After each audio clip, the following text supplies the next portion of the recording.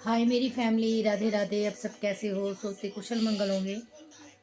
मैं आज आपसे एक माँ और बेटी की जो विविधा है, जो एक बेटी से हुई गलती है, वो मैं बताना चाहती हूँ। जिसको समझ में आएगा वो मुझे मैसेज में कमेंट करना।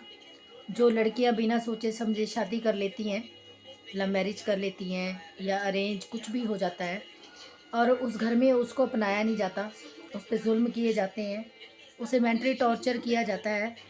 तो जब वो पहली बार अपने माँ बाप के घर जाती है, अपनी आँखों के जो आँसू होते हैं उसको छुपाती है।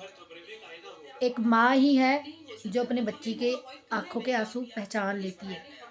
वो लाख मेकअप कर ले, लाख कुछ भी कर ले, माँ सब कुछ पहचानती है। तो मेरी उन माँ बाप से एक रिक्वेस्ट है, जिनकी बच्चियाँ बिना सोचे समझे ये स्टेप उठा लेती हैं। अगर वो पहली बार आके अपनी विफलता बताती हैं कि माँ मैं सही नहीं हूँ, तो मेरी एक रिक्वेस्ट है कि अपनी बच्चियों को अपने सीने से लगा लो और दोबारा उस घर में जाने ना दो। क्योंकि कुछ बच्चियाँ जुल्म सह लेती हैं, कुछ बच्चियाँ जुल्म नहीं सहती, कुछ बच्चियाँ गलत स्टेप उठा लेती हैं, कुछ बच्चियाँ प्यार की तलाश में और एक गलत स्टेप उठा लेती हैं।